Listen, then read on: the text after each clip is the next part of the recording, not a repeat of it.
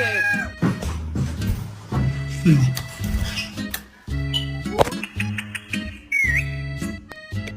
Hey, go. Hey, more passion. More passion.